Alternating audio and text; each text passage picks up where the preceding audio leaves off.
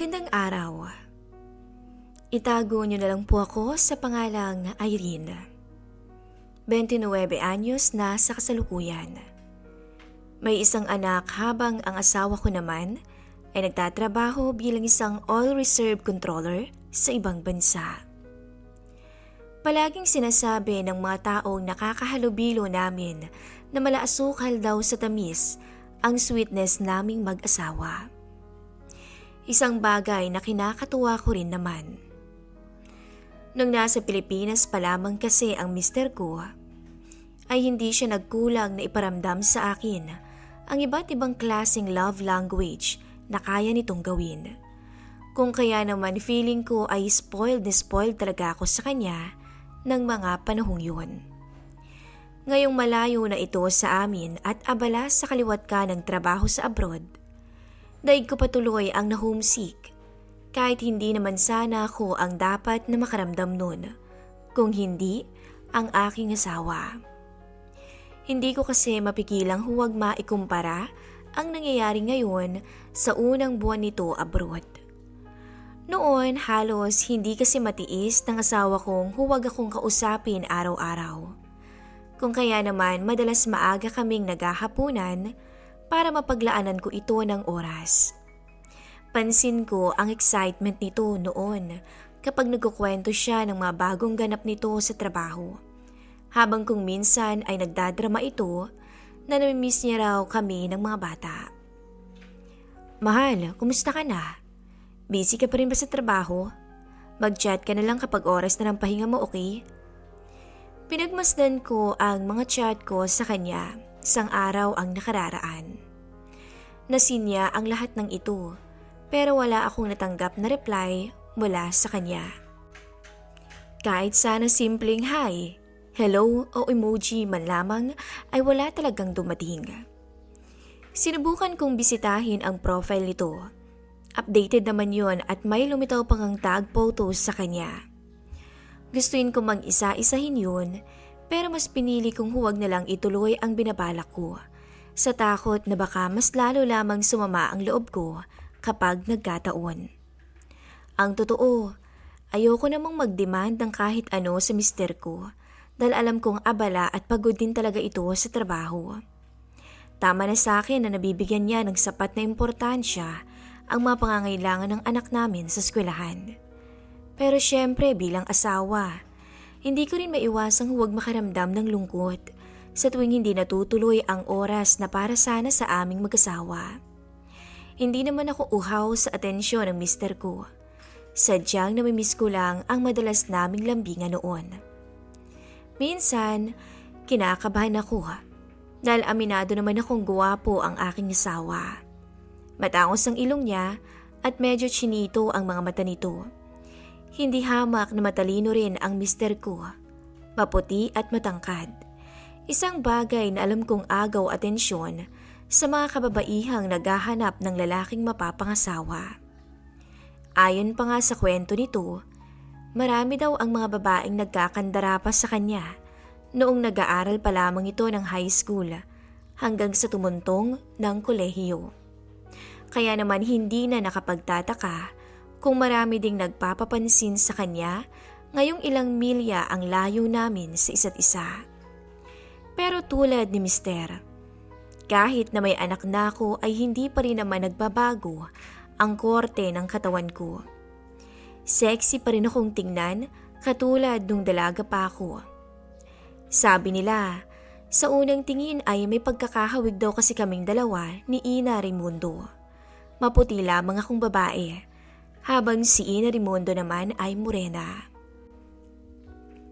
Pasensya ka na, marami akong tinapos na trabaho kagabi. Hindi na naman ako nakatawag sa'yo, sabi niya. Napailing na lamang ako nang mabasa ang chat ng asawa ko kinabukasan. Halos 2 oras na rin magmula nung mag-online siya. Ibig sabihin, kahit replyan ko ito ay wala ring mangyayari dahil malamang tulog na ito ngayon. Mabagal ko na lamang na itinapa ang salitang good night, tsaka sinend sa kanya. Kung alam mo lang Alex, marami akong gustong ikuwento sa'yo pero hindi naman nagtutugma ang oras nating dalawa. Sabi ko sa isip ko. Nabuo ang tampo sa puso ko noon nang maulit na naman yun kinabukasan. Hanggang sa 1 linggo ang lumipas pero wala pa rin nagbago. Parang mas lumala pa nga nang lumala ang sitwasyon dahil nakakalimutan na rin itong kumustahin ang anak namin. Akala ko hanggang doon na lang ang nararamdaman kong tampo.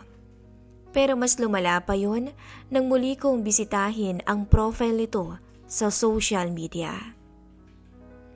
Para kasi akong timang na inisa-isa ang mga pictures na nakatag sa kanya hanggang sa mapansin ko ang babaeng palagi nitong katabi sa mga pictures.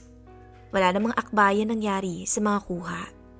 Pero hindi lang kasi isang beses, kung hindi madalas talaga silang magkatabi. Baka naman nagkataon lang. Bulong ko sa aking sarili para mabawasan ang panlalamig ng mga kamay ko. Pero kahit anong gawin kong iwas, ay paulit-ulit naman itong nanggugulo sa isipan ko. Habang nagwawalis ako sa terrace, siya namang bumukas ang pintuan ng kapitbahay naming si Chong Armin. Tiyo ang kadalasang tawag sa kanya ng mga tao dito. Siguro dahil sa edad niya o nasanay lang talaga sila. Kung hindi ako nagkakamali, ay nasa edad 50 pataas na ito at mag-isa lamang siyang nakatira sa malaking bahay na katabi namin. Matagal na itong balo dahil maagang namatay ang misis niya mula sa isang aksidente habang nasa ibang bansa naman ang nag-iisa niyang anak kasama ang pamilya nito. Kape, Irene. Kasual nitong sambit tsaka tinaas ang hawak na tasa para ipakita sa akin. Tipid naman akong gumiti habang nakatingin sa direksyon nito. Salamat ho, nagkape na po ako kanina. Pagsisinungaling ko, kahit ang totoo ay wala akong ganang kumain o uminom man lang ng kahit ano dahil sa nangyayari sa aming mag-asawa. Tamang asikaso at luto na lang ako ng mga pangangailangan ng anak namin. Tsaka muli na namang magmumukmuk sa loob ng bahay na animoy walang tao sa sobrang dilim minsan. May sakit ka ba? Bakit matamlay ang mga mata mo ngayong umaga? Hindi ko napigilan ang huwag mapalingon sa sinabi nito. Ganun na lang ba ka-obvious ang stress sa mga mata ko at napansin agad yun ng matanda sa unang tingin. Minabuti kong magsinungaling na naman kahit ang totoo ay nakakapanglumo lalo na maging ang ibang tao ay napapansin na rin ang malaking pagbabago sa mga kinikilos ko. Mabait naman ang matandang si Armin. Kung kaya't alam kong naiintindihan niya ang katahimikang pinakita ko. Ni minsan, hindi rin naman to pumalyang alokin ako ng kape sa tuwing nakikita niya akong abala sa paglilinis ng aming terrace. Basta't kung may problema ka, pwede mo akong kausapin. Nandito lang ako, handang makinig kung kailangan mo ha. Ang mga salitang binitawan ng matanda, ang dahilan kung bakit naluluha akong pumasok ng bahay. Hanggang hindi nagtagal, tuluyan akong napahugulgol ng malakas na para bang sinulit ko ang pagkakataong nasa eskwelahan ng aking anak para maialpas ang tinatago kong hinanakit. Alam ko kasing wala rin namang ibang makakarinig kung hindi ako lang at kahit anong gawin kong pagwawala, ako rin naman ang mag-aayos pagkatapos. Pero habang patuloy ang pagbuhos ng emosyon ko, may kumatok naman ang magkakasunod sa pinto. Dali-dali ko tuloy na pinunasan ang mga luha ko at baka mamaya bumalik ang estudyante ko dahil nagkaroon ng biglaang anunsyong wala itong eskwela ngayong araw. Napapikit pa ako na sinabayan ng marahang pagkuha ng hangin bago pinihit ang doorknob. Chong Armin, nagtatakang tanong ko habang nakatingin sa kapitbahay naming may bitbit na babasaging food container sa magkabilang kamay. Pinagmasdan ko siya pero pansin kong mas makahulugan ang tingin nito sa akin. Nestorbo ba kita, Irene? Anya habang hindi pa rin inaalis ang tingin sa akin. Mukhang naparami kasi ang niluto kong menudo kaya mas mabuting bigyan ko na rin kayo. Para akong natulala saglit, imbis na magpasalamat. Nakakasigurado kasi akong narinig nito kung paano ko magulgol kanina, maging kung paano ko hinampas-sampas ang una ng sofa. Wala naman akong nagawa kung hindi ayain itong tumuloy ng bahay. Hanggang sa nilapag nito sa pinakamalapit na mesa ang ulam na dala-dala niya. Saglit na napunta ang mga mata nito sa makalat na sala bago bumalik ang tingin sa akin. Salamat po sa binigay niyo, Manong. Pilit akong gumiti habang pinagmamasdan ang dala nitong ulam. Makakatipid kami ng ulam nito hanggang hapunan na po yata namin to sa sobrang dami. Akala ko'y matamis na ngiti ang matatanggap kong sagot mula sa kanya. Ngunit ganun na lamang kabilis na lumitaw ang pangamba sa mga mata nito. Kumusta kayo ng asawa mo? Hindi ka ba nahihirapan ngayong magkalayo kayong dalawa, Irene? Munti ko nang mabitawan ang babasaging takip ng food container dahil sa biglaang tanong na yon ng matanda. Sa tingin ko tuloy ay pansin nito ang problema ko kahit anong pilit kong itago ang katotohanan. Napangiti na lang ako. Medyo mahirap po pero kinakaya naman kahit papaano. Ginagawa ko naman ang lahat ng makakaya ko para maging mabuting asawa. Akala ko makukontento na to sa naging sagot ko. Ngunit muli siyang nagtanong. Hindi biro ang magtrabaho sa ibang bansa, pero hindi rin naman madali ang maiwan dito sa Pilipinas. Nandiyan ang lungkot, pangungulila, at talagang masusukat ng panahon kung gaano kayo katibay. Kaya ko naman sanang tiisin ang lahat. Pero paano kung may iba na pala siyang pinaglalaanan ng oras doon? Hindi naman ho ako selosa. Pero may masama kasi akong kutob dahil madalas nang missing in action ang mister ko. Pag-amin ko. Para ako nagkaroon ng sapat na lakas ng loob para sabihin sa matandang si Armin ang lahat ng mga bumabagabag sa isipan ko. Mas mabuti na rin sigurong maging tapat ako sa kanya para naman gumaan kahit papaano ang ilang linggo na rin nagpapabigat sa damdamin ko. Sorry ho kung napakwento ko sa inyo. Medyo nadala lang ng emosyon. Sa totoo lang wala sana akong balak magkwento kahit kanino. Gusto ko sanang sarilinin ang problema naming mag-asawa pero sobrang hirap pala. Naging malalim ang takbo ng usapan naming dalawa ni Armin hanggang sa hindi ko namalayang muli na namang nangilid ang luha ko sa harapan nito. Pakiramdam ko ng mga oras na yun ay tuluyang nawala ang mabigat na bagay sa pagkatao ko. Gumaan iyon kaya hindi nagtagal ay gumaan na rin ang usapan. Maganda ka at matalino, Irene. Kung sakali mang totoong may ibang babae ang asawa mo, hindi ikaw ang nawalan, kung hindi siya. Anito. Tumango na lamang ako. Salamat ho. Hindi ako magsisinungaling, Irene. Siguro hindi naman masama kung sasabihin kong maging ako nga ay nagagandahan din sa'yo. Nagpatuloy ang usapan naming dalawa ng matanda na para bang magkaedad na lamang kaming dalawa. Tuluyan kong isinantabi ang pagkailang at hiya ko dito hanggang sa mapalitan na ng tuwa at kakulitan ang mga sagot ko sa kanya. Oo naman po, sabi nga nila age is just a number. Wala naman sa edad kung magkakagusto ka sa isang tao. Kumiti siya.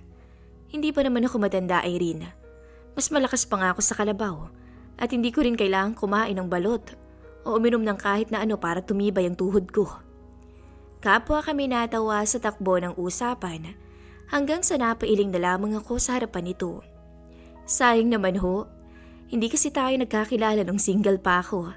Sabi ko nang magtama ang mga mata naming dalawa.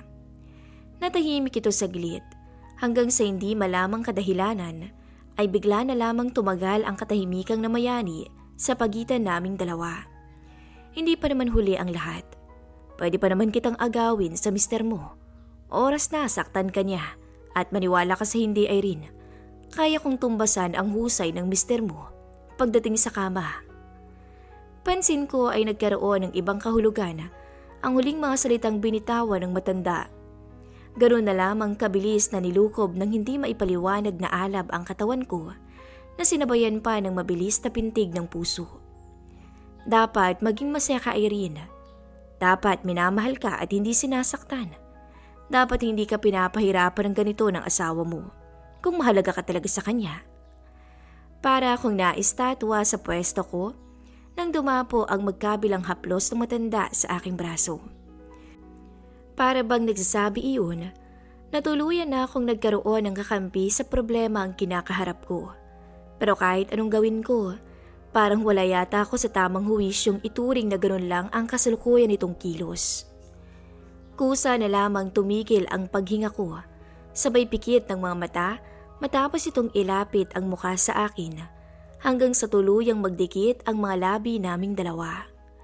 Sinubukan kong pakinggan ang sinasabi ng utak kong itulak ito papalayo at huwag magpadala sa tukso. Pero mas matibay ang pagnanais ko sa aking uhaw at para makalimutan ang mga problema. Naghalo ang purong kaba, takot at antisipasyon sa sarili ko.